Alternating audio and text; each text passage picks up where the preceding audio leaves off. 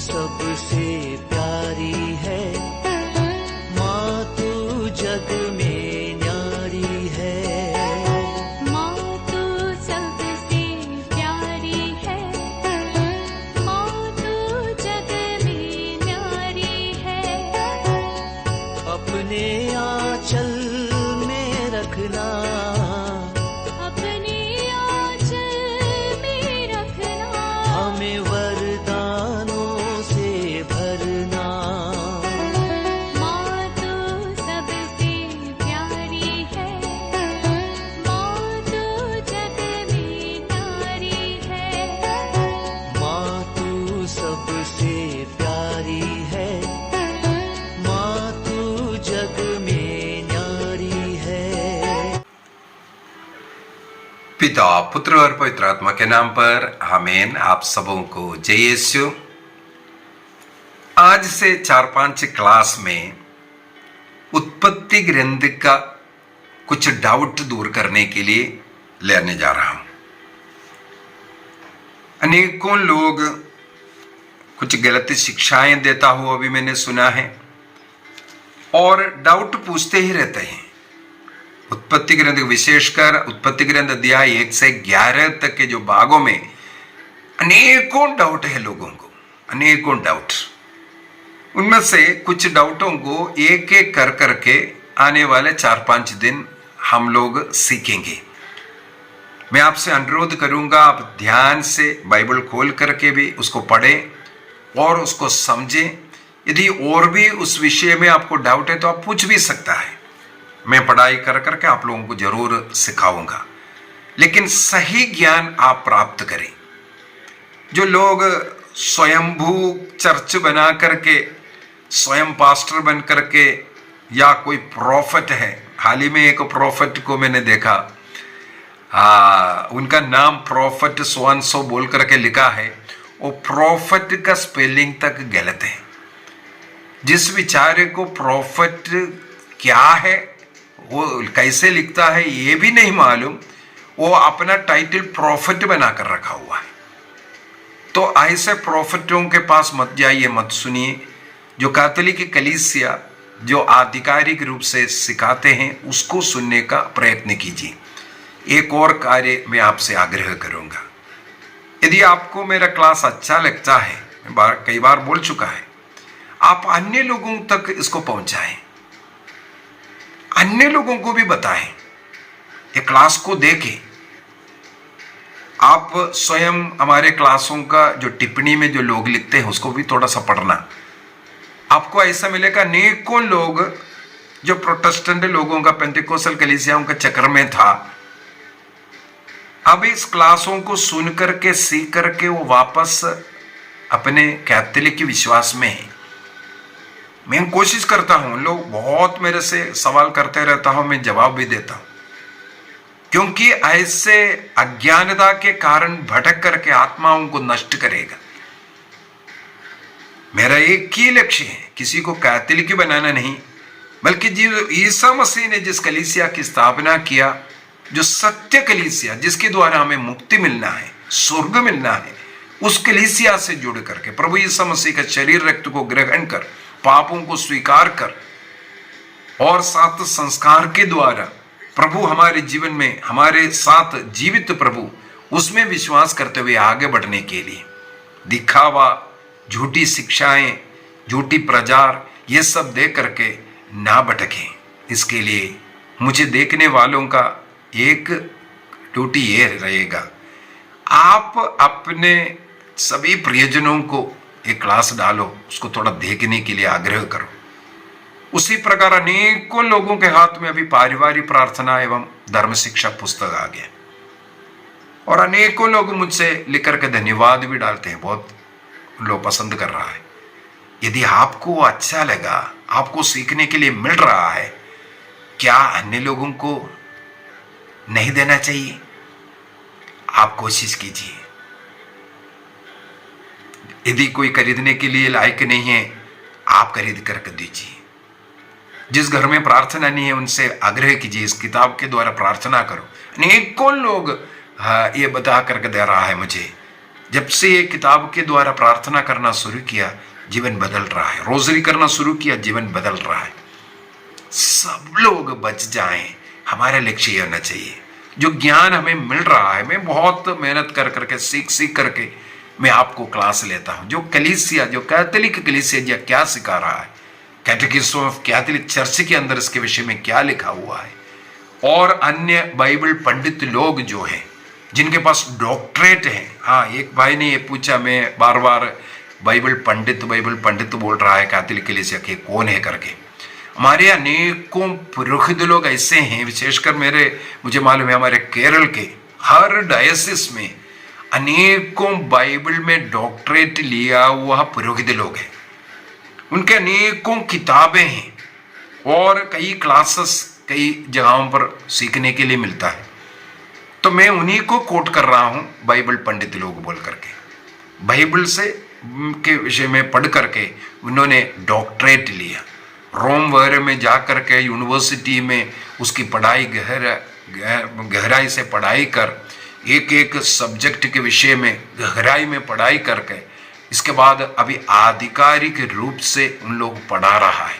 हम लोग सोचे हम लोग पूरा ज्ञानी लोग हैं, नहीं है।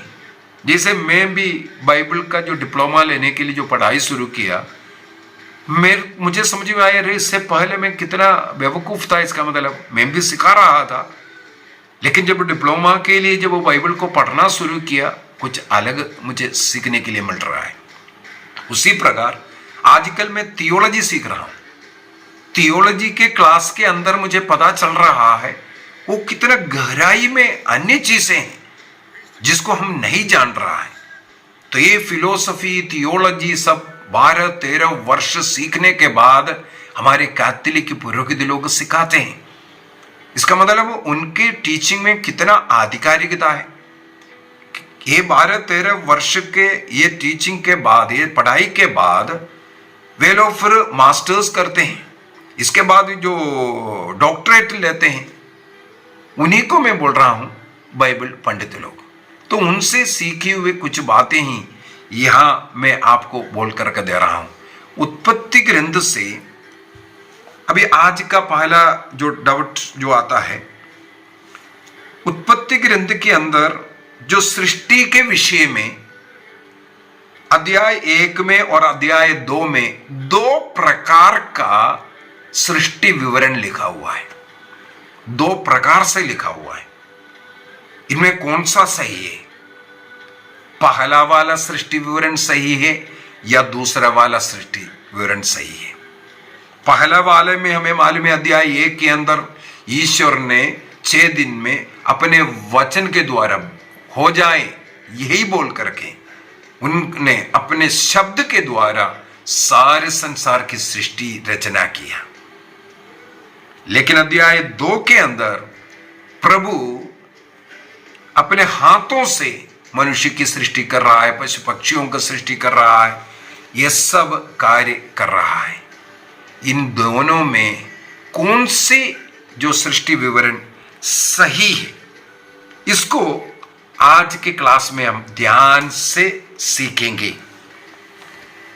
यदि हम लोग उत्पत्ति ग्रंथ उसके अध्याय 1 से लेकर के अध्याय 2 का 3 तक के वचनों को देखेंगे, हिंदी बाइबल के अनुसार, इंग्लिश बाइबल में मैंने देखा 4 भी इंक्लूड है, कुछ बाइबल में ऐसा एक वचन आगे पीछे छोड़िए। यहां हिंदी बाइबल बुल के ट्रांसलेशन के अनुसार उत्पत्ति ग्रंथ अध्याय 1 वाक्य 1 से अध्याय 2 का वाक्य 3 तक एक रीति है। इसके बाद अध्याय 2 का वाक्य 4 से लेकर के 25 तक का वचन में दूसरा सृष्टि जो रीति है ये लिखा है। इनमें क्या अंतर है, क्यों अंतर है, किस पे हमें विश्वास करना है? सबसे पहली बात है, हमें मालूम है उत्पत्ति ग्रंथ या पंचग्रंथी, पांचों ग्रंथ, फर्स्ट वाला उत्पत्ति, निर्गमन, लेवी ग्रंथ, गणना ग्रंथ और विधिविवरण ग्रंथ, ये 5 ग्रंथ की सृष्टि जो लिखने वाले के रूप में हम लोग नबी मूसा को समझते, मैं आगे एक क्लास उसमें भी लूंगा। ये पूरा जो बाइबल है, ये जो पंचग्रंथियां, पांचों जो ग्रंथ हैं, ये मूसा ने पूरा नहीं लिखा, थोड़ा बहुत लिखा जरूर है, थोड़ा बहुत लिखा जरूर है, लेकिन पूरा नहीं लिखा। इसका भी प्रूफ आपको सिखाऊंगा। जरूर उन्होंने उनके द्वारा लिखा, लेकिन ये किताब के रूप में, इस रूप में हम लोगों को मिला है जो बाबुल निर्वासन के बाद यहूदी लोग जब लौट करके आए, इसके बाद इसको पंचग्रंथि के रूप में, एक किताब के रूप में यहूदियों को मिला। उससे पूर्व में यहाँ वहां कुछ न कुछ डॉक्यूमेंट था, चाहे वो पपीरस में लिखा हुआ हो, चाहे वो चमड़े में लिखा हुआ हो, या बोली में जो लोगों को सिखाया वचन के द्वारा, केवल कहानी के रूप में, इस प्रकार कुछ बातें जीवित था। इसके बाद जब ये निर्वासन के बाद, लौट आने के बाद, ये करीब 537 बीसी के बाद है, क्योंकि 537 बीसी में बाबुल निर्वासन के बाद इस्राएली लोग लौट करके आए थे, निर्वासन से लौट के आए। इसके बाद यहूदी लोगों ने उस समय तक जितने भी उनके पास इकट्ठे थे, लिखित रूप में हो या जो वर्बली, जो कहानी के रूप में उनको मालूम था, उनको इकट्ठा किया।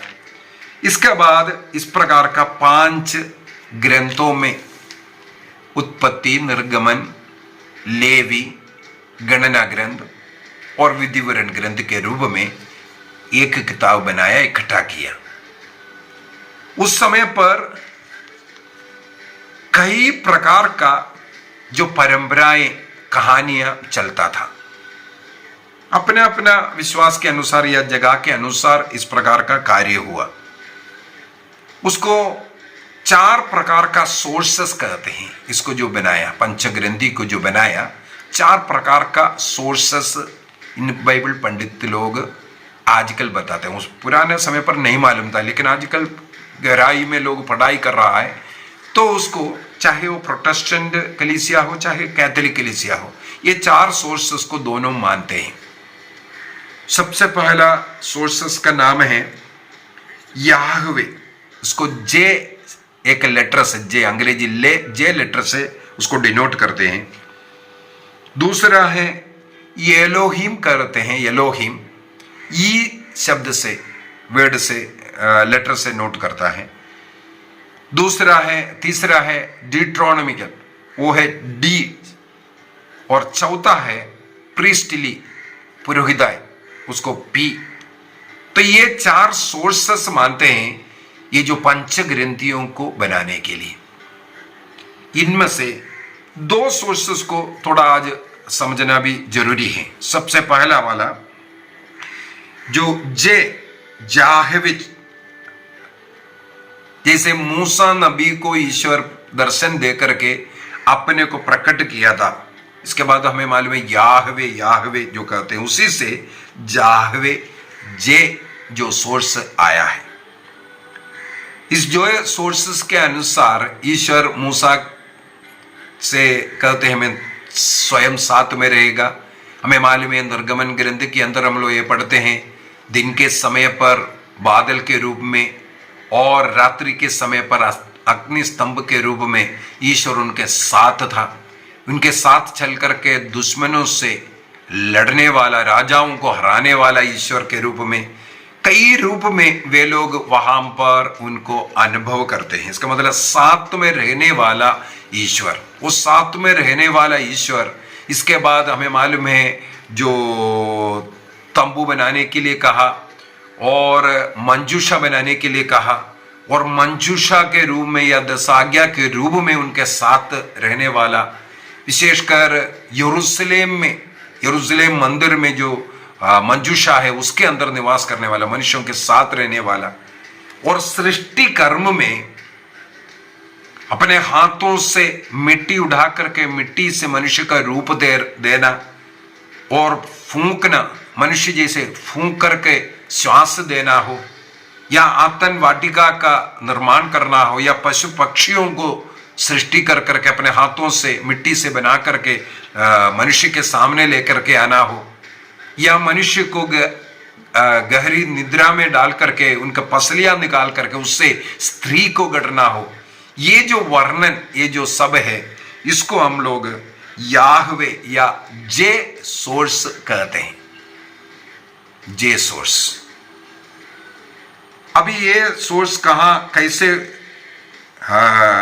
हुआ, इसको अगर हम देखें, हमें मालूम है इस्राएल का विभाजन हुआ सुलेमान राजा के समय के बाद। इस्राएल का विभाजन हुआ था। विभाजन के बाद एक यूदा देश बन गया, एक इस्राएल बन गया। नॉर्थ साइड इस्राएल बना और निचली जो साउथ साइड है वो यूदा देश बना, वहां जहां हम लोगों को यरूशलेम मंदिर सब मिलेगा। तो यूदा लोगों को उनके पास साथ में रहने वाला याहवे है, मंजूषा है, वहां पूजा करना अर्चना करना सब कुछ है।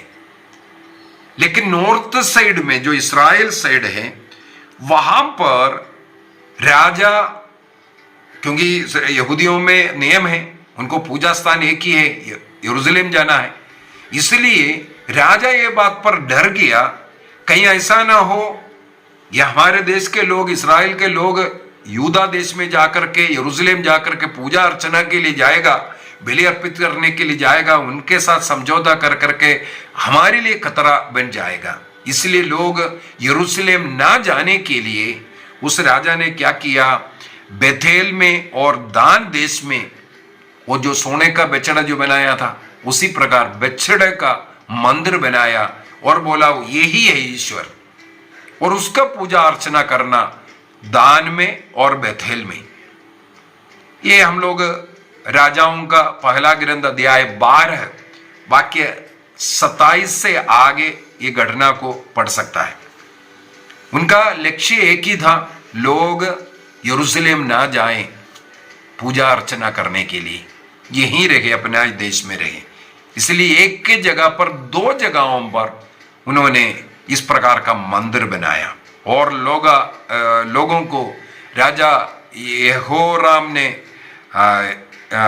यरोबाम ने यह सिखाया कि जो ईश्वर है वो अदृश्य ईश्वर है। ईश्वर अदृश्य है, वो केवल दूध और संतों के द्वारा, नबियों के द्वारा हमसे बातें करते हैं, स्वप्न में या दर्शनों में वो बातें करते हैं। इसलिए वो अदृश्य ईश्वर की पूजा करने के लिए तुम्हें यरूशलेम जाने की जरूरत नहीं है। उस ईश्वर की पूजा केवल बेथेल में और दान में करना है। BC 9th और 8th सेंचुरी में इस प्रकार का विश्वास से लिखाया हुआ कुछ बातें हम लोगों को मिलेगा। उसको हम लोग एलोहिम अर्थात ईश्वर का नाम जो अदृश्य ईश्वर वो है एलोहिम, यहूदियों के लिए एलोहिम शब्द से उनको पुकारते हैं। ये BC 9th and 8th। पहले यागविस्ट जो जे याहवे वो 10th और 9th and 10th सेंचुरी की बात है। तो ये 2 प्रकार का ईश्वरीय दर्शन। यदि हम लोग उत्पत्ति ग्रंथ का भी ये डाउट जो पूछा उसमें अभी जाएंगे। मेरे विचार में ये जे के विषय में, याहवे के विषय में और एलोहिम के विषय में यदि आपको समझ में आया तो उत्पत्ति ग्रंथ उसके अध्याय 1 के अंदर हम लोग देखते हैं ईश्वर ने कहा प्रकाश हो जाए, ईश्वर ने कहा आकाश के नीचे का पानी एक जगह पर इकट्ठा हो जाए, ईश्वर ने कहा पृथ्वी पर हरियाली हो जाए, ईश्वर ने कहा दिन और रात को अलग करने वाले आकाश में नक्षत्र आ जाए। इस प्रकार बार बार इस अध्याय के अंदर ईश्वर ईश्वर ईश्वर शब्द को इस्तेमाल किया है और इससे पता चलता है बातचीत के द्वारा ना दिखने वाला उस आत्मा रूपी उस ईश्वर के विषय में ये जो लिखने वाला, इस ट्रेडिशन का नाम है एलोहिस्ट जो ट्रेडिशन, ई ट्रेडिशन, जिसने ईश्वर को एलोहिम कह करके पुकारा, वहां ईश्वर ईश्वर लिखा, गॉड शब्द को इस्तेमाल किया। अभी दूसरा भाग को पढ़ते हैं। दूसरा जो सृष्टि वर्णन किया है उत्पत्ति ग्रंथ अध्याय 2 वाक्य 4 से, वहां पर लिखा है जिस समय प्रभु ईश्वर ने पृथ्वी और आकाश को बनाया। देखो यहां से वाक्य 4 से ईश्वर नहीं बल्कि वहां पर प्रभु ईश्वर शब्द को इस्तेमाल करना शुरू किया। एलोहिम नहीं, याहवे शब्द यहां पर आया हुआ है। याहवे शब्द यहां पर आया, इसका मतलब है आगे हम लोग देख सकते हैं जहां कहीं भी ईश्वर कुछ भी कहता है वहां प्रभु ईश्वर। वाक्य 16 में लिखा है प्रभु ईश्वर ने मनुष्य को यह आदेश दिया। वाक्य 18 में लिखा है प्रभु ने कहा अकेला रहना मनुष्य, वहां पर केवल इधर प्रभु लिखा हुआ है। लेकिन अनेकों जगहों पर यह प्रभु ईश्वर अध्याय 3 के अंदर भी हम लोग देखते हैं प्रभु, वाक्य 9 में प्रभु ईश्वर ने आदम से पुकार करके कहा तुम कहां हो। तो इस प्रकार ये जो प्रभु ईश्वर शब्द को इस्तेमाल करने वाला ये जो अध्याय 2 का 4 से लेकर के 25 तक का जो सृष्टि वर्णन है, ये दूसरा एक ट्रेडिशन से है। दूसरा ट्रेडिशन का इसका है जे ट्रेडिशन या याहवे ट्रेडिशन। तो ये दो ट्रेडिशन से, दो कहानियों से ये लिखा गया है। इन दोनों का एक ही लक्ष्य है। ये जो लिखा हुआ है पहला दिन, दूसरा दिन, तीसरा दिन, चौथा दिन, पांचवा दिन, कभी ये नहीं सोचना है आज हुआ कल दूसरा सृष्टि हुआ है करके। ये गलत सिद्धांत है, गलत सोच है। हजारों वर्ष लगा होगा ये पहला दिन, दूसरा दिन, तीसरा दिन ये लिखने का मतलब ये है एकदम अचानक सब कुछ की सृष्टि ईश्वर ने नहीं किया, बल्कि प्रभु ने बारी बारी से एक एक की सृष्टि किया। ये बताने के लिए पहला दिन, दूसरा दिन, तीसरा दिन ऐसा ऐसा करके लिखा है। और 7वां दिन विश्राम किया, विश्राम दिवस को, उस दिन को पवित्र माना, ये सब लिखा। इसका भी एक ही उद्देश्य है, जो सृष्टि है सृष्टिकर्ता के साथ रहे, आशीर्वाद में रहे। सृष्टि सृष्टिकर्ता के अधीन रहे, उनसे जुड़कर रहे, प्रार्थना भक्ति का जीवन जिए। वो आशीर्वाद का दिन जुड़ने का दिन है। सृष्टि सृष्टिकर्ता को ना भूले, इसलिए नियम लाने के लिए 7वां दिन का नियम दे रहा है। इस प्रकार अनेकों मीनिंग है इसका जो लिखने का। संक्षिप्त में हम ये बोल सकता है ये दोनों वर्णन में जिसने भी लिखा है उनका एक लक्ष्य है, ईश्वर ने सब कुछ की सृष्टि की है, और जो सृष्टि सृष्टिकर्ता की आज्ञा का पालन करना जरूरी है। उस आज्ञा का पालन ना करना हो पाप है, और उस सृष्टि उसका आज्ञा पालन करते हुए उसके आशीर्वाद से रहना यही आशीर्वाद है, वही अनंत जीवन की ओर लेकर के जाता है। और मनुष्य की सृष्टि के विषय में 2 प्रकार का जो लिखना, पहले इसमें तो केवल शब्द से ईश्वर ने कहा हम मनुष्य की सृष्टि करें। ये सृष्टि कर्म अपना प्रतिरूप सृष्टि करने का विषय में लिखना, इसका अर्थ भी यही है हम मनुष्य ईश्वर का संतान है, हम ईश्वर का संतान है। इसलिए पहला यूहन्ना अध्याय 3 वाक्य 1 में लिखा है हम ईश्वर का संतान कहलाते हैं, और सचमुच में हम ईश्वर का संतान है। ईश्वर ने अपना प्रतिरूप बनाया, इसका यह मतलब भी नहीं है जैसे कोलोसियों का पत्र दिया है 2:9 में लिखा हुआ है, ईसा मसीह के विषय में लिखा, ईसा मसीह ईश्वर को उसी सत्ता में सृष्टि किया हुआ है, अर्थात वो स्वयं ईश्वर है। लेकिन हम मनुष्य लोग ईश्वर की सत्ता में नहीं, लेकिन प्रतिरूप है, आत्मा है, अमर है, पवित्र है। इस प्रकार जन्म विशुद्धि के साथ हमारी सृष्टि किया और हम ईश्वर का संतान है, ये टाइटल हमें मिला है। ये सिखाने के लिए इस प्रकार का 2 प्रकार का जो ट्रेडिशन में आया हुआ कहानी, दोनों ट्रेडिशन की कहानी का एक ही उद्देश्य है, सृष्टिकर्ता ईश्वर है, सृष्टिकर्ता की पूजा करना, उनके साथ जुड़े रहना, उनकी कहना मानना, ये उद्देश्य है। मेरे विचार में इसके विषय में जितना आपको बोल करके देना है मैंने देने का कोशिश किया है। और ये जो तोरा पंचग्रंथी जो लिखा है 5वीं सदी में आकर के लिखा है, ईसा मसीह से करीब 500 वर्ष पूर्व में इस तोरा का रूप मिला है। और हजारों वर्ष पहले का इन इतिहासों को ग्रंथ जो लिखने वाला ने इसलिए लिख करके बताया है, ईश्वर सृष्टि करता है, ईश्वर सृष्टि करता है और सृष्टि ईश्वर के साथ जुड़े रहें। आइए हम अपनी आंखें बंद करें, प्रभु को धन्यवाद दें। उत्पत्ति ग्रंथ का कई डाउट है, विशेषकर जो अध्याय 11 तक का, उसके विषय में हम लोग आगे एक क्लास में मनन चिंतन भी करेंगे। प्रभु हमें बुद्धि दे, हमें आत्मा दे, इसको समझने, सीखने और उसको अपने जीवन में उतारने की कृपा दे। प्रभु के साथ जुड़े जीवन जीने के लिए हमें कृपा मिले। पिता, पुत्र और पवित्र आत्मा के नाम पर आमीन। आप सबों को जय यीशु।